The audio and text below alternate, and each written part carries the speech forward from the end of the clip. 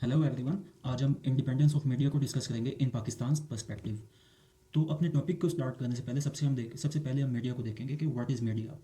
Media जो होता है किसी भी स्टेट का फोर्थ पिलर होता है। ये फोर्थ पिलर क्यों कंसिडर होता है? Because it has to establish a link between government and the message. Mahatma Gandhi ने मीडिया के तीन ऑब्जेक्टिव्स बताए थे। सबसे पहले इन्होंने कहा था कि मीडिया जो है ये पब्लिक फीलिंग्स को अंडरस्टैंड करे और इसे एक प्रॉपर एक्सप्रेशन दे। देन इन्होंने कहा था कि भाई मीडिया पब्लिक में डिज़ायरेबल सेंटिमेंट्स जो होते हैं उन्हें भी इनकलकेट करे, उन्हें भी पब्लिक में जगाए। सही है। देन महात्मा गांधी ने कहा था कि मीडिया शुड बी फियरलेस, कि आपका मीडिया फियरलेस होना चाहिए। गवर्नमेंट के कोई भी डिफेक्ट्स हो या उनकी डीमेरिट्स हो उन्हें एक्सपोज करने में। फिर इसी चीज़ को आगे AC ग्राइलिंग साहब ने अपनी किताब द गुड स्टेट में एंडोर्स किया था। इन्होंने कहा था कि मीडिया जो है ये ट्रूथफुल होना चाहिए, फैक्ट बेस्ड एनालिसिस करे ऑफ एनी एक्शन डिसीजन और पॉलिसी का। फिर जब ये एनालिसिस कर ले तो ये सोबर या न्यूट्रल जजमेंट दे। फोर्थ पे इन्होंने कहा था कि जो भी डिबेट्स या डिस्कशंस ऑर्गेनाइज होती हैं ऑन मीडिया, इसे इंश्योर किया जाए कि ये debates and discussion should be meaningful and responsible, ताकि पब्लिक का इंटरेस्ट जो है वो डेवलप हो या इसकी क्रेडिबिलिटी इंक्रीज हो।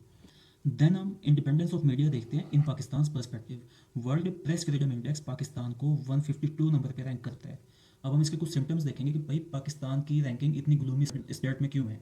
तो सबसे पहला हमें सिम्टम क्या नजर आता है कि भाई मीडिया जो भी न्यूज़ दिखाता है वो इंटरेस्ट बेस होती है रादर देन नीड बेस। वो किसी ना किसी थर्ड पार्टी के इंटरेस्ट को फीड कर रही होती है। फिर मीडिया पे जो इंटरव्यूज़ वगैरह कंडक्ट किए जाते हैं most of the time in पे ब्लेम होता है कि ये इंटरव्यूज़ प्लांटेड है, ये इम्पार्शल नहीं है। Then most of the time जिस भी एक्शन डिसीजन या पॉलिसी की जजमेंट हो रही होती है वो इम्पार्शल नहीं होती, वो सोबर नहीं होती। अब हम देखते हैं कि भाई पाकिस्तान में मीडिया जो इनएफिशिएंट है उसके बिहाइंड क्या रीजंस हो सकती हैं। सबसे पहली रीज़न हमें प्रेशर की नज़र आती है। The pressure is either from the politicians और फ्रॉम द एस्टेब्लिशमेंट। भाई ये बात मैं नहीं कर रहा, ये बात human rights commission of Pakistan कर रहा है, ये बात कमेटी टू प्रोटेक्ट जर्नलिस्ट कर रही है। देन आपके काफ़ी जर्नलिस्ट हैं लाइक इमरान रियाज खान, समी इब्राहिम, सभी काजमी, पारिस जानसब, ये सब हाईलाइट करते हैं कि भाई media is pressurised in Pakistan. Then जो सेकंड और मेजर रीज़न हमें नज़र आती है वो ये है कि हमारे मीडिया स्टेक होल्डर्स जो हैं उन पे मल्टीपल टाइम्स एलिगेशंस लगे होते हैं कि इन्होंने इलीगल वेल्थ ऑक्युपाई की है फ्रॉम सीक्रेट सोर्सेज।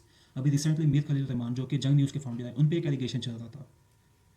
फिर हम कुछ सजेशंस देखते हैं कि भाई पाकिस्तान का मीडिया जो कि इतनी ग्लोमी स्टेटस में था कि वर्ल्ड प्रेस फ्रीडम इंडेक्स ने उसे 152 नंबर पर रैंक कराया था, उसकी हम पोजीशन को कैसे इंप्रूव कर सकते हैं या कैसे इसका एफिशिएंसी लेवल इंक्रीज़ कर सकते हैं या कैसे इसकी क्रेडिबिलिटी को हम इंक्रीज़ कर सकते हैं। तो सबसे पहले हमें सजेशन जो नज़र आती है कि भाई आप पैमरा की इंडिपेंडेंस को इंश्योर करें। इसकी इंडिपेंडेंस कैसे इंश्योर होगी? मेजरली आप इसमें चेयरमैन की अपॉइंटमेंट को इंश्योर करें कि भाई न्यूट्रल होनी चाहिए। अब इसे आप कैसे न्यूट्रलिटी इसकी इंश्योर कर सकते हैं? या तो आप सीनियर मोस्ट ऑफिशियल जो है उसे चेयरमैन पैमरा बना दें, या तो चेयरमैन की अपॉइंटमेंट में by partisan committee of parliament का रोल प्ले होना चाहिए। लेकिन अगर by partisan committee of parliament का रोल आएगा तो उसमें एक चीज़ को आप लाजमी इंश्योर करें कि भाई जुडिशल ओवरसाइट होनी चाहिए। जो नाम बाई पार्टीजन कमेटी रेकमेंड करें वो फाइनल उसे जुडिशरी ही रेकमेंड वो नॉमिनेट करे। फिर आप अकाउंटेबिलिटी को इंक्रीज़ करें। अकाउंटेबिलिटी को इंक्रीज़ करने से क्या होगा कि आपकी जो एलिगेशंस होते हैं फंडिंग के फ्रॉम सीक्रेट सोर्सेज वो काउंटर हो जाएंगे, वो खत्म हो जाएंगे। देन आप AC ग्राइलिंग साहब जो हैं उन्होंने द गुड स्टेट में जो मैयर्स बताए हैं उन्हें फुलफिल करें। इन्होंने क्या मैयर्स बताए हैं कि आपका मीडिया जो है ट्रूथफुल होना चाहिए, कोई भी एक्शन डिसीजन या पॉलिसी की जजमेंट जब कर रहा हो तो ये सोबर या न्यूट्रल होना चाहिए, फैक्ट बेस्ड एनालिसिस करें। देन कोई भी डिबेट या डिस्कशन जो इस मीडिया पे ऑर्गेनाइज हुई है वो उसे इंश्योर करे कि ये डिबेट या डिस्कशन रिस्पॉन्सिबल हो एंड मीनिंगफुल हो। Thank you.